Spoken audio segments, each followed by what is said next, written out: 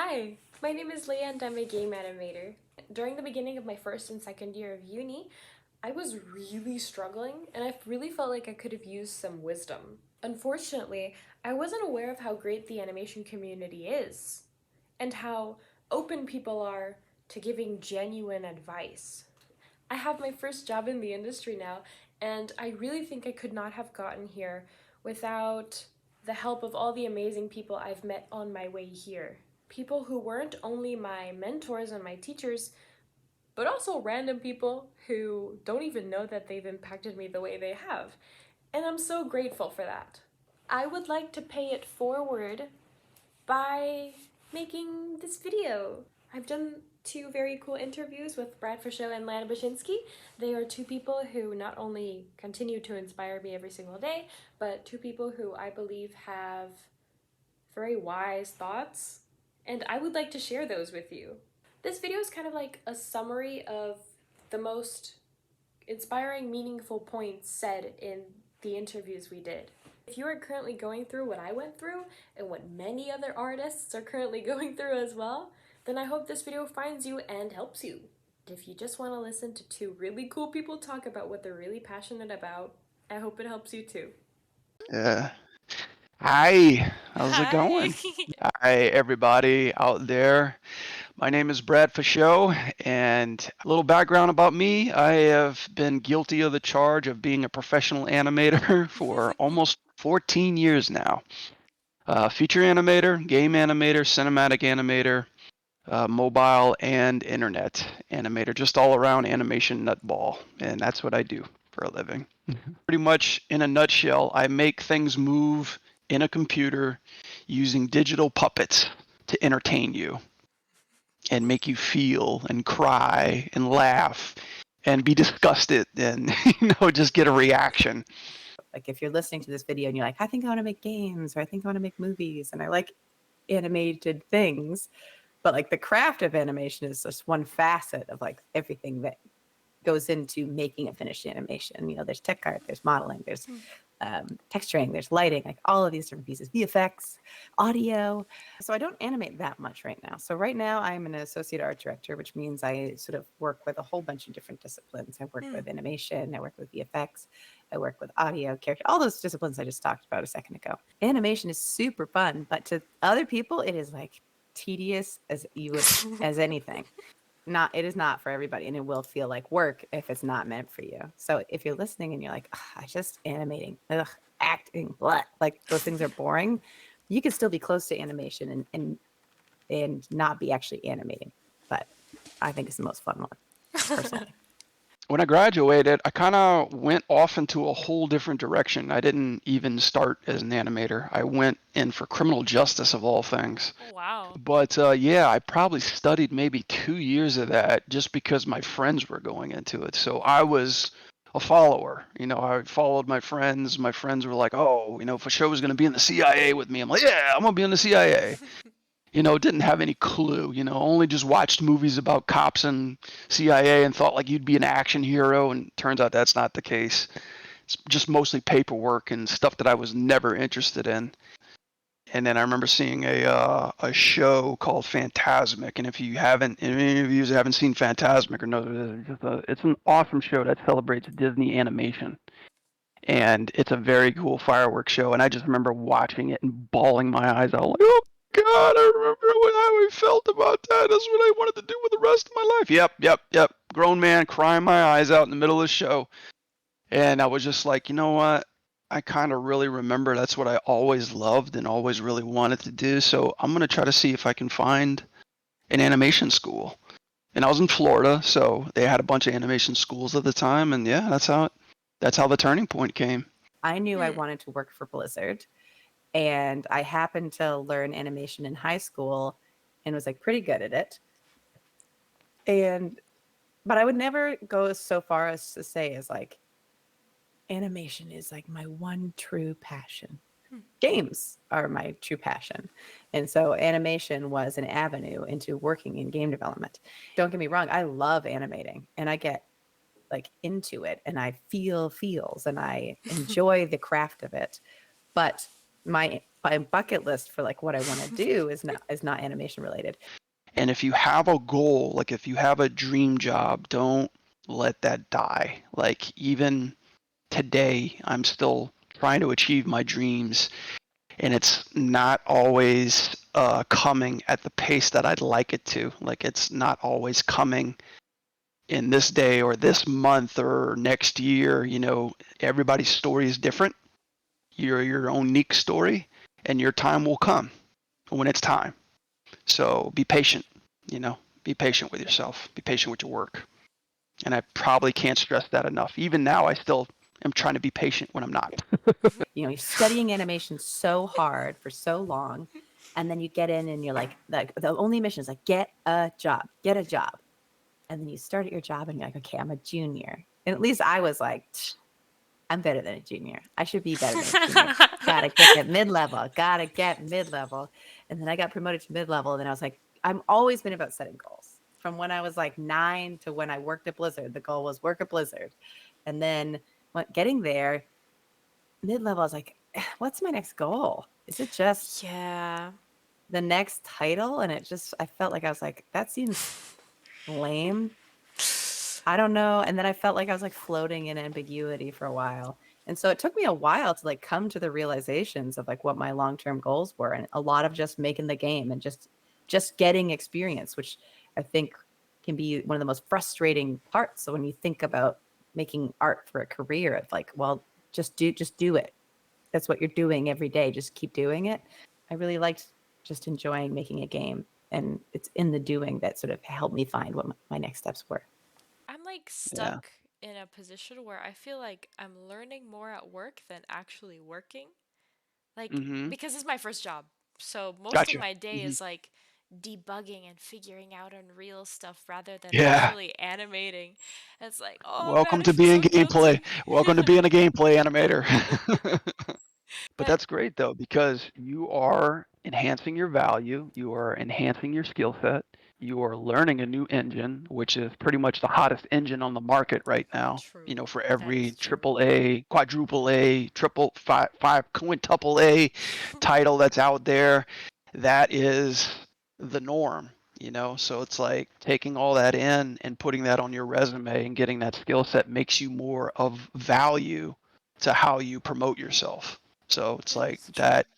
that levels up, you know, your status as an animator too, because they're all in high demand, especially when looking at other jobs. It's like, do you have any Unreal experience? That would be good. You know, do you have any, you know, programming experience, tech experience, or have you like, you know, ever animated on a AAA title or anything else like that? So it's like you are building up, you know, your stats, so to speak, Yeah. you know, as you're starting out. So, you know, never underestimate that. Even though it's a lot of tech bugs and issues, you know, you could always get something out of it and be like, oh, that's how it works. Gotcha.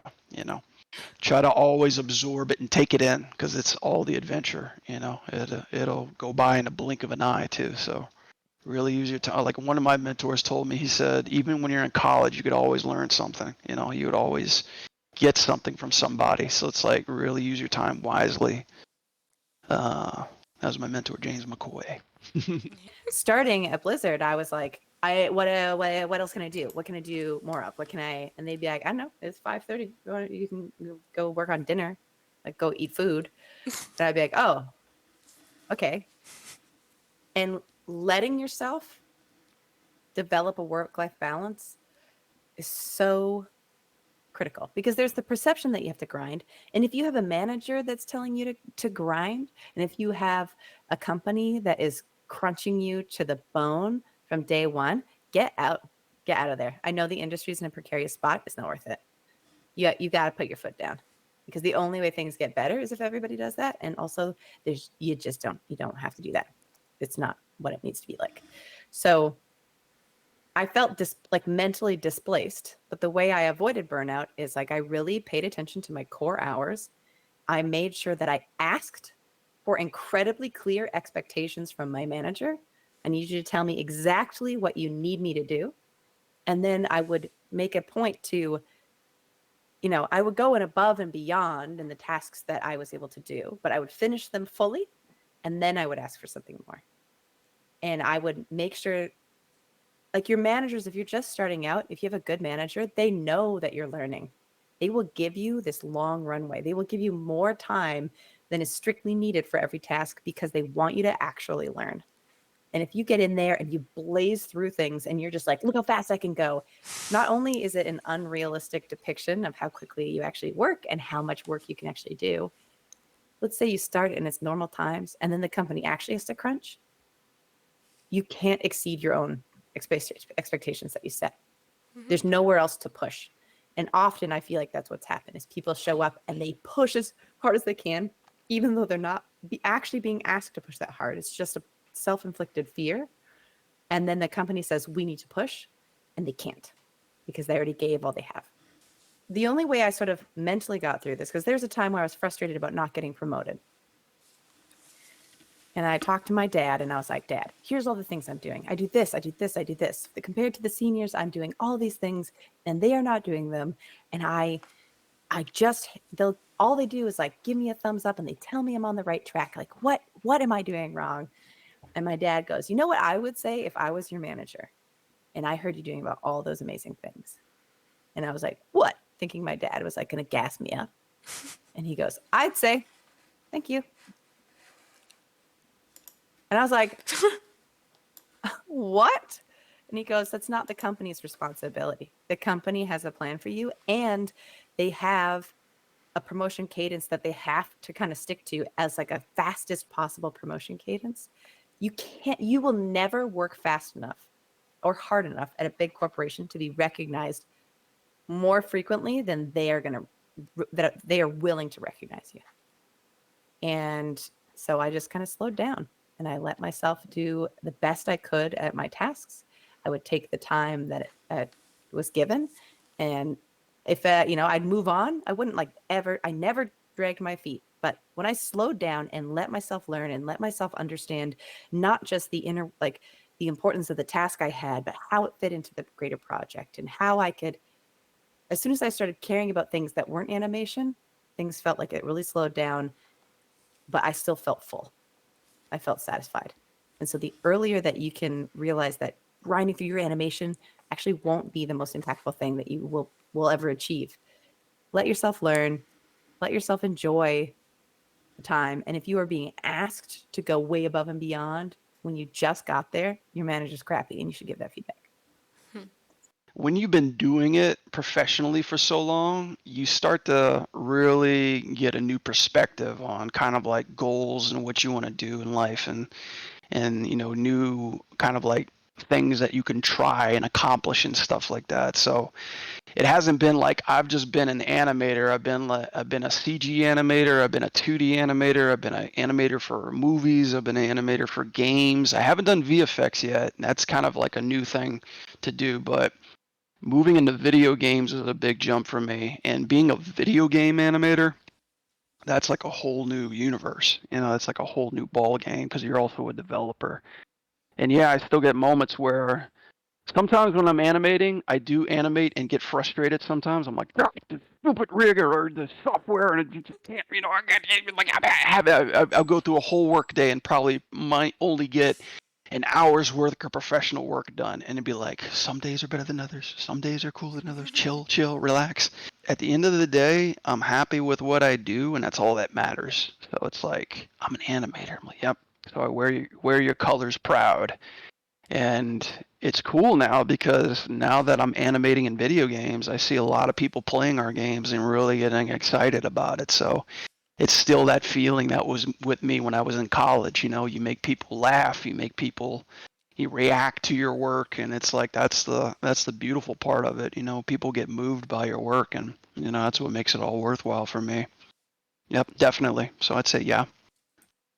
Just seeing their passion and how much they love it, and just like when they dress up as those characters too, like it really puts it into perspective. You're like, wow, there's people that like spend time to make costumes to look like the characters that you work on, and they just get such a rush and a joy out of it. And I guess that energy just like rubs off on you so fast. and it's like really contagious, just to see that, because you're like, on all the grueling nights and days that I spent trying to get that shot finaled, and like finaled is basically when a director says your shot has been approved in production, so you're done with animation. For everybody who's listening, and but to kind of just put it all into perspective and see the reaction on their faces and how much they enjoyed it really makes it worthwhile, because you're just like, wow, like my work means something, like my work actually moves people, so that was pretty surreal. That was pretty cool.